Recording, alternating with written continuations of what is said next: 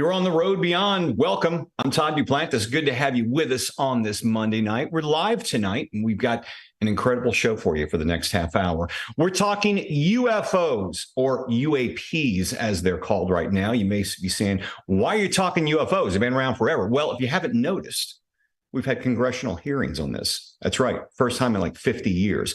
We're also getting a bit of disclosure. We're learning a lot more about these, and we're seeing pictures that we've never seen before. Tonight, we're going to be showing you a bunch of pictures. In fact, we have a full cast of characters here, many of our old friends and many new sky watchers and ufologists. We're going to be traveling from the mountains of North Georgia to Florida, to across the pond, to the UK. Les Durant is in the woody mountains of North Carolina, or North Georgia, I should say. And we're also joined by his wife, Claudette. Les and Claudette, welcome to the show. Good evening to you. I think you guys are still muted.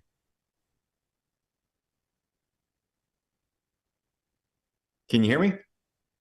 Yeah. All right. Good to see you both. Thanks for being here on the show. Well, might have some mic issues there, but we'll get back. We'll check back with them in a second. My producer, Scotty Barrett's with me as well tonight. Good to see you, Scotty. Hey, Todd. And happy birthday, by the way. Well, I'm not getting in my birthday suit here. Don't worry about that. Little known fact, and a lot of people may not know this. Well, I used to work in the news industry. And when I was a young reporter wannabe, I was doing something in my call. I was doing a what do you call it? I was interning at a television station, and they sent me out with this gruff reporter out in the field, and it happened to be Scotty Barrett. First person they sent me out with on a news story. So I don't know if you remember that, Scotty, but you and I did do indeed, yes. Many moons ago for Fox 26 here in Houston. Yeah. It was. I'm back. Oh, we got Les joining us now. Les and Claudette. Claudette. Hey, how you doing, guys? Good. Good to see you both. Thank you for joining us. Across the pond in the UK, skywatcher and ufologist Nigel Impey, our friend, is joining us. And Nigel, once again, it's very late at night. What time is it there? It's about 1 a.m. Tuesday morning.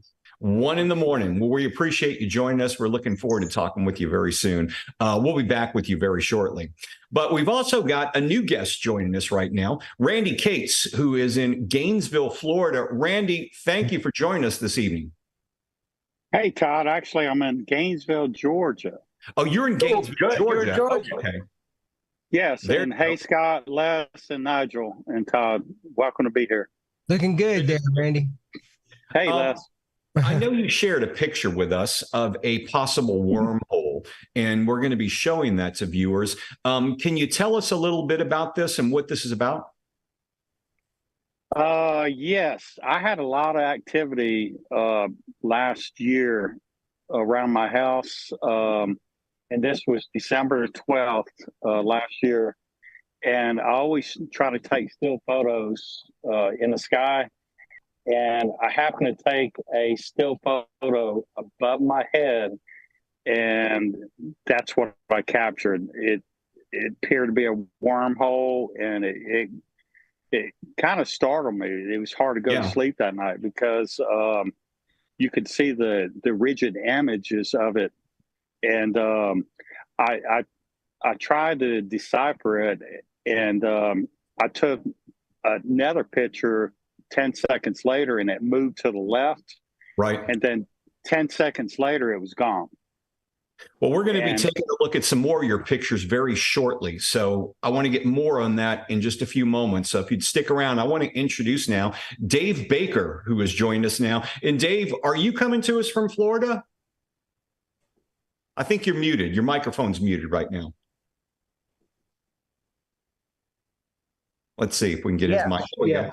Okay, Dave. So where are you in Florida? Good. I'm in Ocala. Ocala. Okay. Yes.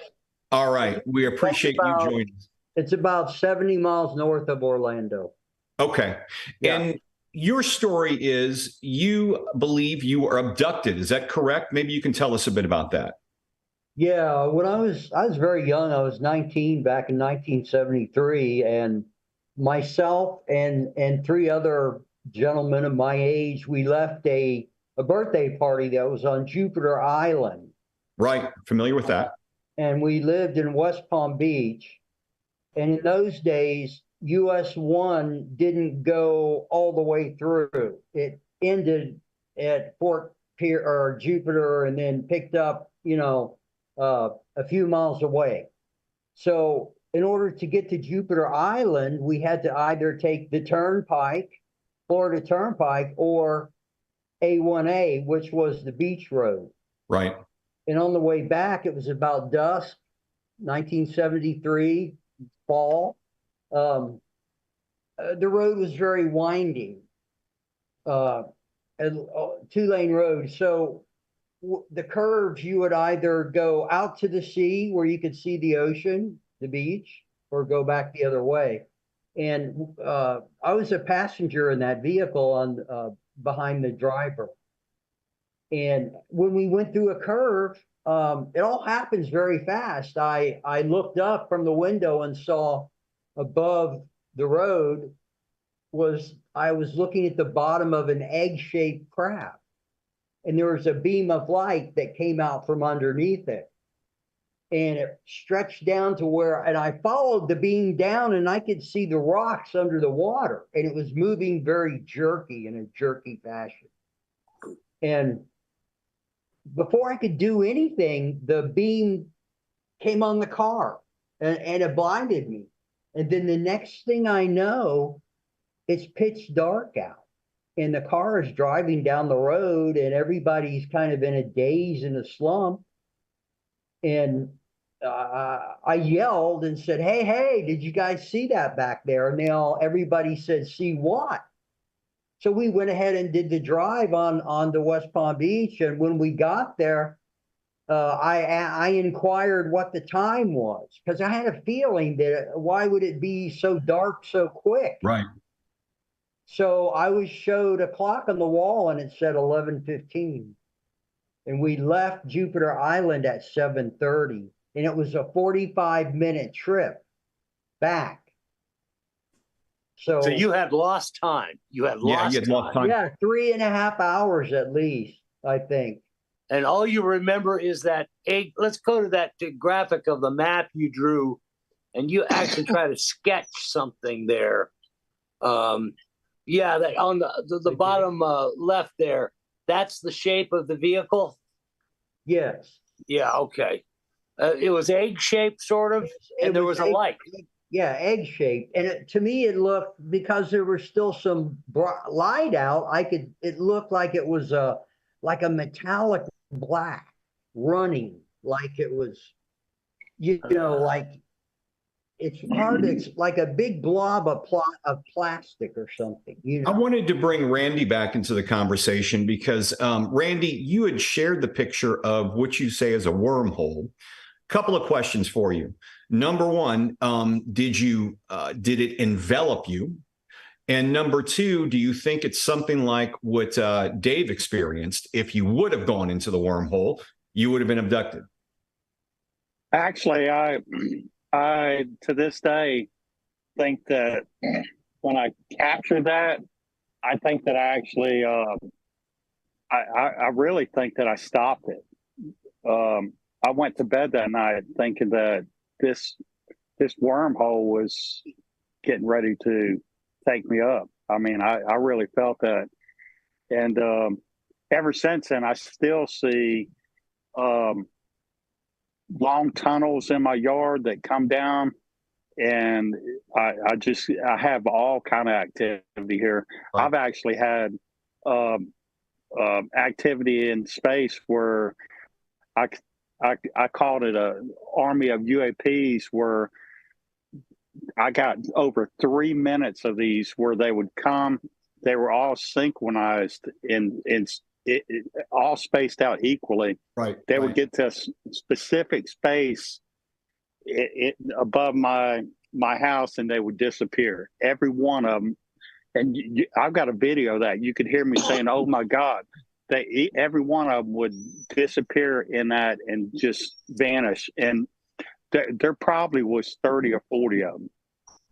Les, I'm seeing videos on Facebook recently. Yes. listening to Randy and he just described a cluster of UFOs. I know you and your wife Claudette have a way of attracting UFOs or seeing them. This cluster thing seems to be something to that. Or is that what you witnessed at times as well? A cluster of UAPs or UFOs? Yes. In fact, just recently, I had recorded something just yesterday where I had a bunch of them that were coming out kind of like a sprout or something like that. They were just kind of like going like that. There's probably about 6 or 7 of them, and yeah, it was crazy that we just keep seeing them like that. And even last night we saw one, and me and you we saw one last night, didn't we? Yeah, I thought it was Starlink. Yeah, well, we saw Starlink too, and then we also saw that other one as well. Yep. And so yeah, we're getting to where we see them just about every night. And Dave was actually here with us, and he saw one with us as well. Hey, Dave. Yeah, so he was actually in on our front porch when he saw his. Yeah. Let's go back briefly to Starlink. It's important that we explain what Starlink is. Starlink is Elon Musk's satellite system for communication via voice and data. And, which from what I understand, is very highly visible with the naked eye. Very highly visible, but it's a straight line of satellite. Yeah, it's a straight line, and we saw it. Yeah, we saw that last night, and it was blue. And there was just like one right after another, after another, after another, and it seemed like that there was about 20 of them. Yeah, they were dim. They were really dim compared to the last time. Yeah, they're dim compared to what you might see online, where they're white and kind of like a string of pearls. These are kind of a little bit darker. They're just kind of blue, about the color of the those bubbles that are on your screen behind you. There, Scott. It's if you look at those, that's kind of the colors that they were.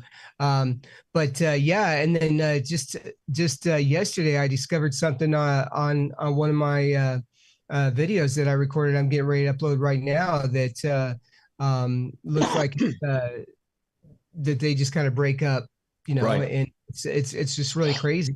But Nigel is the one who pretty much told us how to contact them, and we're just very thankful for that. And well, Nigel, I wanted to bring you back into the conversation as well, because last week you showed us a picture and we had a discussion about the moon possibly being a base. And what's going on with these craft sightings that people are seeing? Not just one UFO, but looks like multiple crafts that are working in tandem. What's your opinion there? What I've witnessed myself is basically through processing video images that I've captured from video capture images, screenshots basically that I've captured from videos that I've taken. Now I've seen. Basically, I've seen ones where it's been like one light. I've seen ones where there's been like 2 lights and they've been moving around each other. I've seen ones where it's been 3 lights. I've seen so many different types.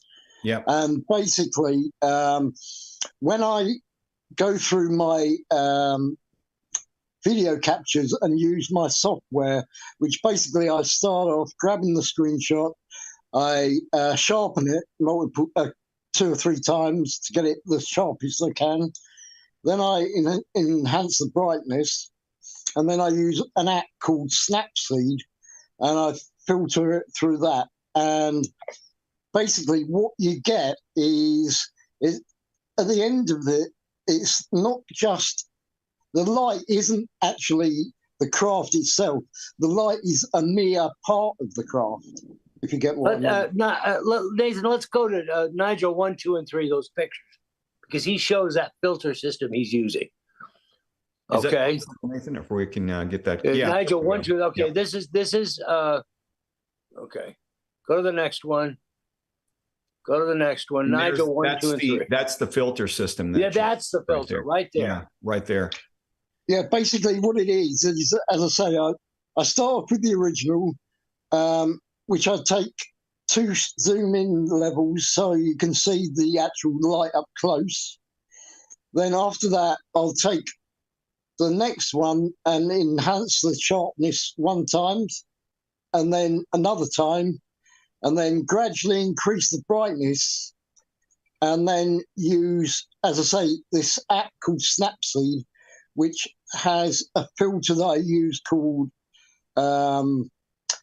Accentuate, which accentuates the contrast and brightness. Then I use another one which is called Drama. I don't know quite what it was actually, but it seems to work. And then finally, I use one called HDR Scape. Well, let me ask you, Randy. When you took the picture of the wormhole, were you using an iPhone? What were you using for a camera?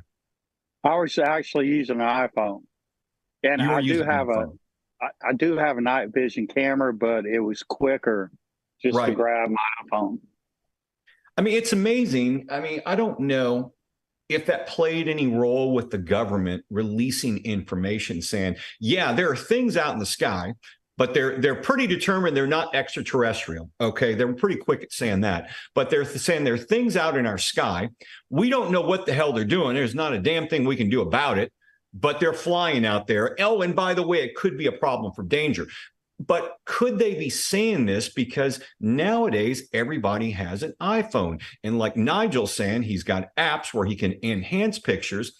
Sooner or later, we're going to get better, we're getting better pictures, Somebody's going to get this. Let's go back to Dave, because 50 years ago, you didn't have an iPhone. Yeah, there were no iPhones then. Yeah, it was just from memory, right? Dave, you were out there in Florida looking at the sky, and you see an egg-shaped something and a light coming down. It's still daylight, and then hours later, you become cognizant.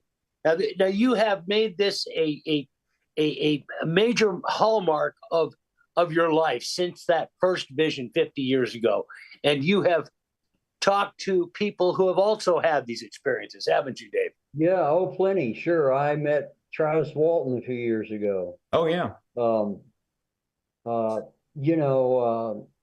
I couldn't even talk about this stuff until 2000.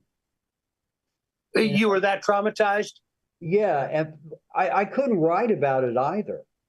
Up until around 2000. Then I finally got the courage. Well, I always had the courage. I just something was preventing me from doing it. Well, I wanted to write about it. I wanted to, and then when the day finally came, I could write about it and go talk about it to everybody. And that's Dave, let me ask you this. Yeah. The government's releasing these videos of the Tic Tac and, the Tic Tac and all these. There's one video of a craft that looks like it's rotating and morphing as it's traveling at incredible speeds. What is your thought when you see those? Does that, at any shape or form, does it remind you of what happened to you? Well, in a way, it certainly does resemble, although the object I saw was still. I never saw it move or anything, but I don't doubt anything that's out there now. You've talked to other witnesses who have seen things. Sure. You've even done sketches of what they have told you they saw. Yes. And you've also reported your findings to who? The National UFO Reporting Registry. site. Yeah. Yeah.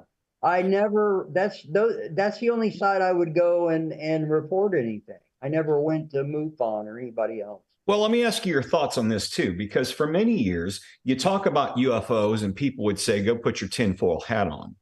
We've got the person in charge of our Department of Defense sitting in front of Congress along with another, I believe was a naval commander.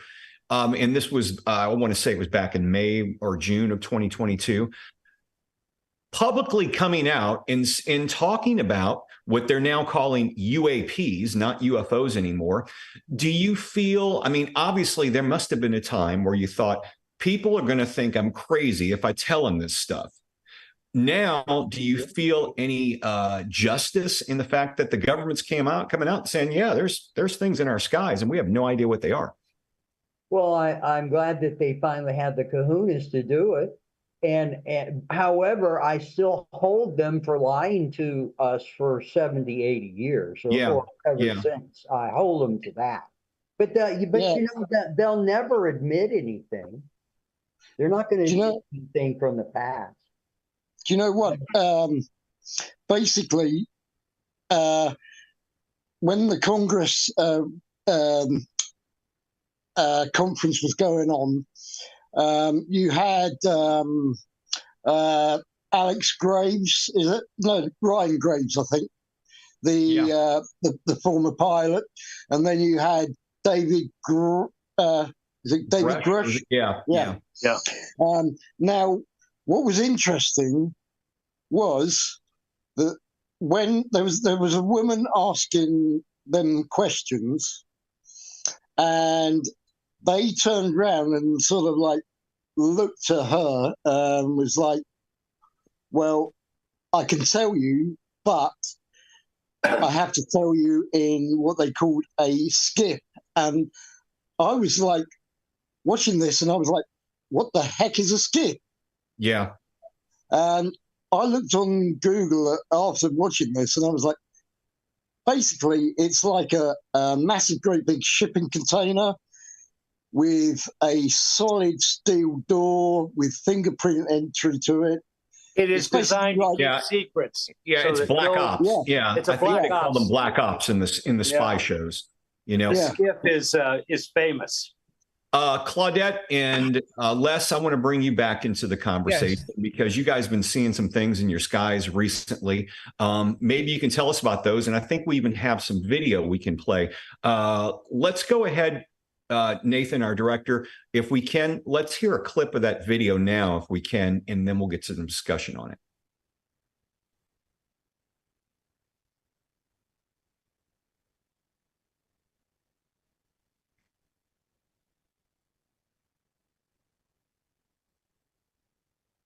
Love to be able to see you.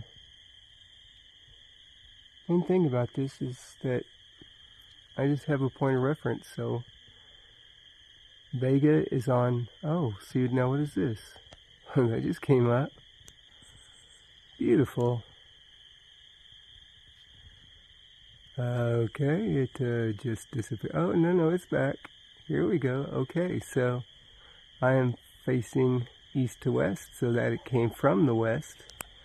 It's heading east now. I'm going to follow it.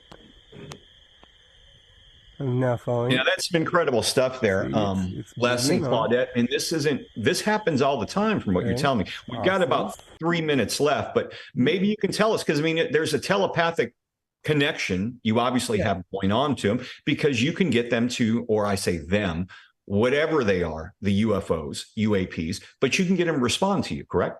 Yes, that's correct, and we learned that from Nigel actually, and Nigel, there's actually a few different ways you can do it. We like to do it just telepathically by thinking in our minds. There's been many times where Claudette will be even thinking, and she'll see one, and I'll be recording one already, and she'll say, "Hey, there's another one," and that happens quite often. Right. You know, even Dave can verify this as well. There was a time where when he was up here, he had told me that he was thinking about it. And as he was thinking about seeing it again, I had just said, "Oh, look, there's one." And that's when it appeared. And so that happens all the time. Let me ask Claudette, has this frightened you at all, Claudette? Has this frightened you at all? No. Do you feel a certain peace? Yes. Talk to me about that. Yes. It's just peaceful when you see them floating in the sky, because I say floating because you don't hear it like a plane, or there's no noise. They're just kind of floating there, and it's just kind of peaceful, because when we ask for them, they're my friends. I don't call them UAPs or whatever. I say, "Hey, friends, can you come fly by tonight? Come show us.